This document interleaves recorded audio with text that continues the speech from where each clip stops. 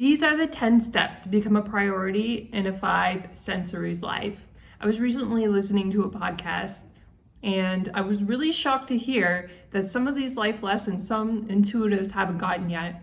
So I'm going to talk about all of these lessons to become a priority to a 5 sensories so they want to align with you and basically do the things that you expect them to do in a relationship with you.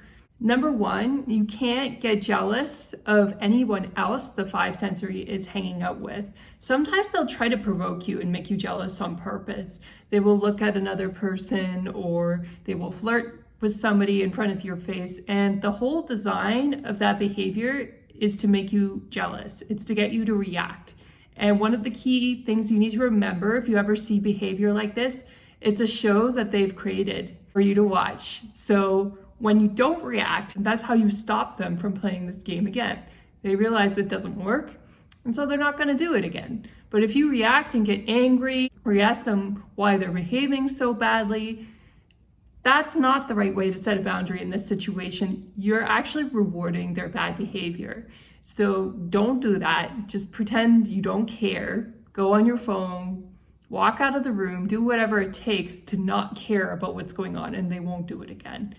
The next step is you never want to compete for a 5 sensories attention. I've seen this at the yoga studio with certain male yoga teachers where the girls are trying to compete to get the male yoga teacher's attention because they're so rare.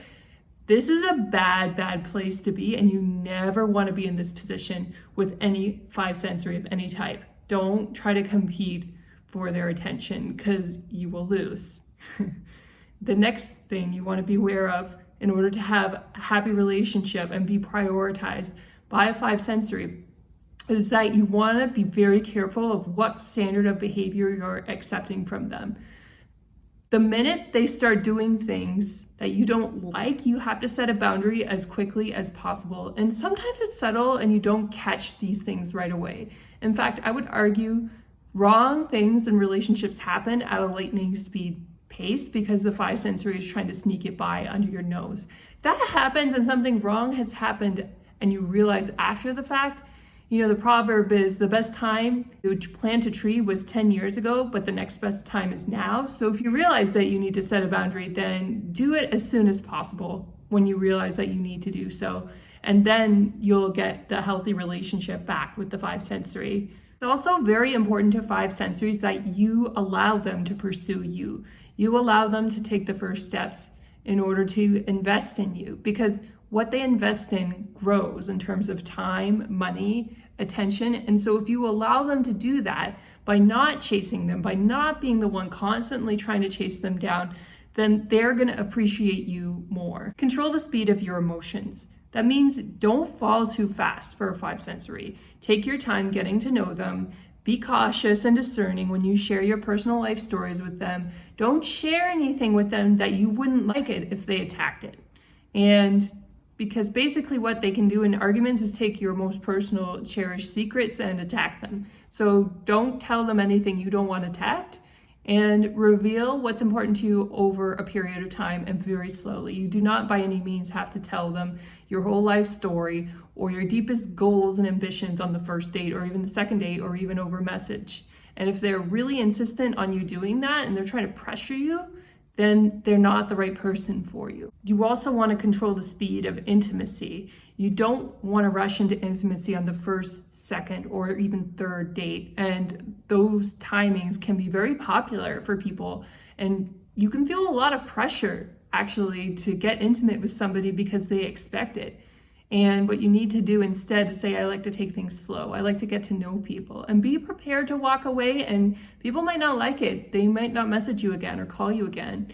But if they're pressuring you into intimacy and it's too quick, keep in mind that they also may not call you again after you're intimate, and which is going to feel worse. They didn't call after you were intimate, or they didn't call after you said no to intimacy. Over a long period of time, you also have to control your emotional reactions to the 5 sensory, both good and bad. You don't want to be too lovey-dovey, over the moon, worshiping them, building your life around them.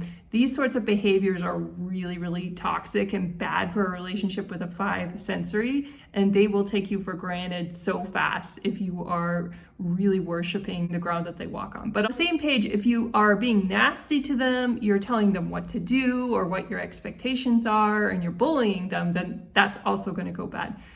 Both emotions on either side of the spectrum show that you care too much, that you're prioritizing your relationship over your own life, and that you don't care about yourself. That's the subtle signal that you're sending, whether you know it or not. So you need to be aware of that and focus on your own life, which is the next tip.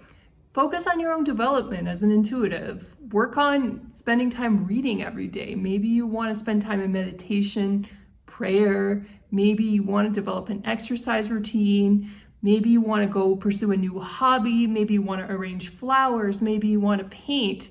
Whatever those things are, they're super, super important for your growth and development. And you want to stay true to yourself, to your own goals, dreams, and ambitions, and prioritize that over anything you have going on in your relationship with the 5 sensory. And my last tip to keep you out of trouble in your relationships with 5 sensories as a 6 sensory is, shocker, to be logical. Yes, you might be shocked and think, as an intuitive, aren't I supposed to follow my intuition? And yes, for your big life priorities, absolutely follow your intuition and trust it.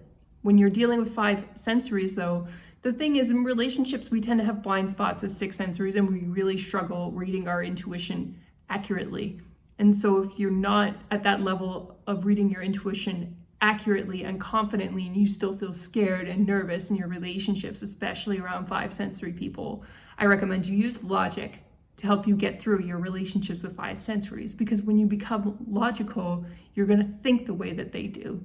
You're going to anticipate what they're going to try to do next. And so you know that you're going to be safe when you're around them, because their logic and their strategies are not going to blindside you. And even if they do blindside you, all you really need to do is think about the end result that their logic is pointing them to. What is this behavior trying to get for them as an end result? I've done this a lot with micro flirting. It's like, why would someone flirt with you in a subtle way just enough to get your attention, but not follow it up with more strong action, showing interest? And the reason why is because they're trying to get some kind of hookup with you. They're trying to get some kind of superficial relationship. And if you approach them first, they're in the position of power to do that. You see what I mean? And so you have to think, if you're not sure about their behavior or what they're trying to do, think of the end result. What are they trying to go for? And usually you can connect the dots pretty fast logically and understand what direction the 5 sensory is trying to point you in.